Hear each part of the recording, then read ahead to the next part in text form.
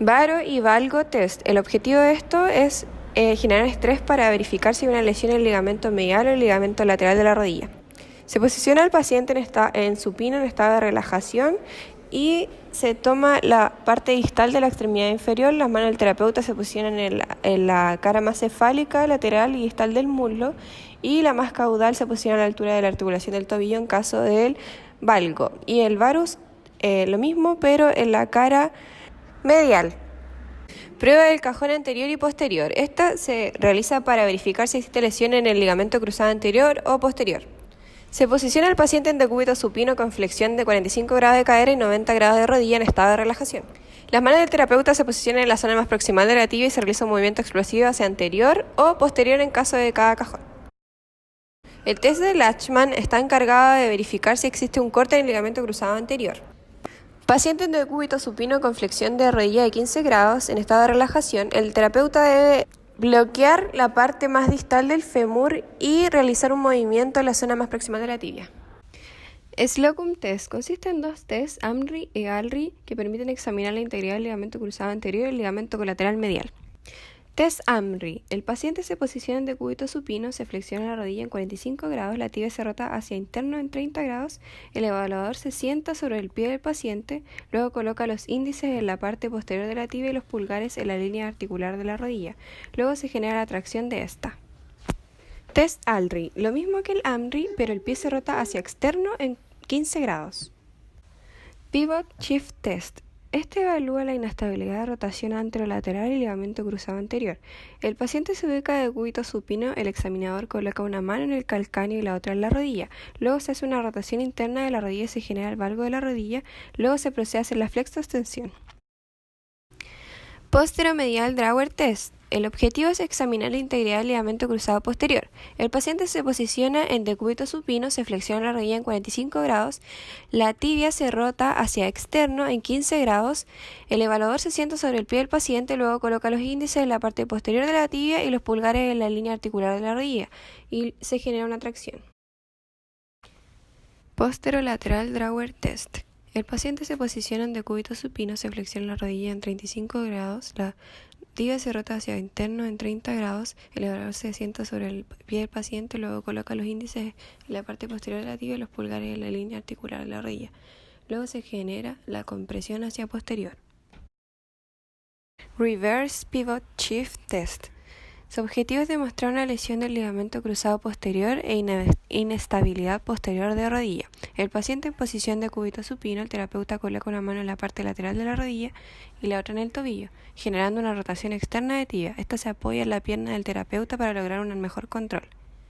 Luego se realiza un valgo de rodilla durante la flexoextensión de esta. Dial Test. Evalúa la inestabilidad de la rotación posterolateral de rodilla. El paciente se sitúa en prono. Primero se flecta la rodilla en 30 grados, los tobillos se llevan a una dorsiflexión máxima, luego se colocan ambas manos en los pies del paciente sujetando ambos tobillos. Se genera la máxima rotación externa, luego se repite el mismo procedimiento pero con flexión de 90 grados de rodilla. External Rotation Recurvatum Test. Evalúa la inestabilidad de la rotación posterolateral de rodilla. El paciente se sitúa en supino. El evaluador toma el ortejo mayor de ambos pies y los eleva. Así se observa si hay una rotación excesiva de la tibia hacia externo y además si existe hiperextensión. Test APLI. El objetivo de este es verificar el estado de los meniscos.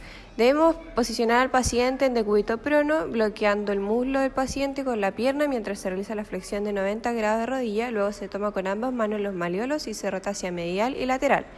Luego se realiza la distracción. La compresión en la misma posición, pero con las manos sobre el retropié, realizando la debida rotación con la seguida compresión. Test de McMurray. Este es utilizado para verificar si existe alguna lesión del menisco. Cuando hay un chasquido o es doloroso, mientras se realiza la prueba, este test es positivo. Se posiciona al paciente en decúbito supino, se le realiza una flexión de cadera a 90 grados con flexión máxima de rodilla, luego se realiza una rotación interna y se lleva la rodilla a 90 grados, se vuelve a la posición inicial de flexión de rodilla y se realiza lo mismo con la rotación externa. Esto va a indicar una lesión en el menisco interno o externo, dependiendo según la rotación del pie. DESALI Test tiene como objetivo verificar si hay una lesión en los meniscos y se complementa con el test de McMurray. El paciente se encuentra en bipedestación y se debe realizar una ligera flexión de rodilla de 20 grados aproximadamente mientras se apoyan los brazos en el evaluador.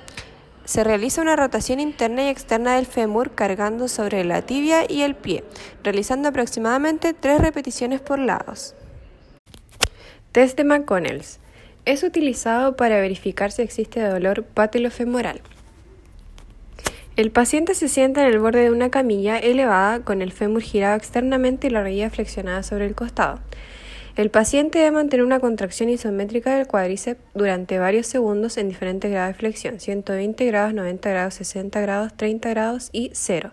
Si el dolor se produce en cualquiera de estas posiciones, la prueba se repite mientras el clínico mantiene pasivamente un deslizamiento medial a la rótula. Se considera positiva la prueba si es que el dolor se produce en la contracción del cuádriceps isométrica y disminuye a la aplicación del deslizamiento medial de la rótula. Test de aprehensión de la patela. Esta se utiliza para verificar si existe dolor en la patela o rótula. El paciente se debe recostar en decúbito supino con la rodilla flectada a 30 grados. Luego, el clínico debe realizar una fuerza empujando lateralmente de una manera lenta y controlada la rótula. Test de Clark. Esta es realizada para verificar si existe dolor anterior de la rodilla del paciente. El paciente se debe ubicar en decúbito supino con la rodilla extendida y el clínico debe agarrar con el dedo índice y el pulgar de ambas manos los polos superior e inferior de la rótula y deslizarlos gradualmente contra el fémur.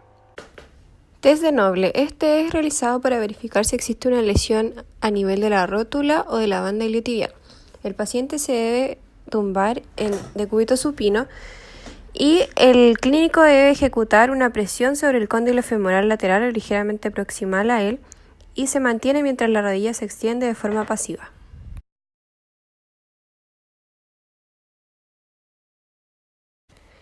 Test de plica. Es para verificar si existe inflamación en la plica sinovial y esto genera dolor. El paciente se debe tumbar en decúbito supino y hacer una flexión de rodilla de aproximadamente 30 grados. El clínico debe generar una presión firme con ambos pulgares sobre la rótula intentando deslizarla medialmente.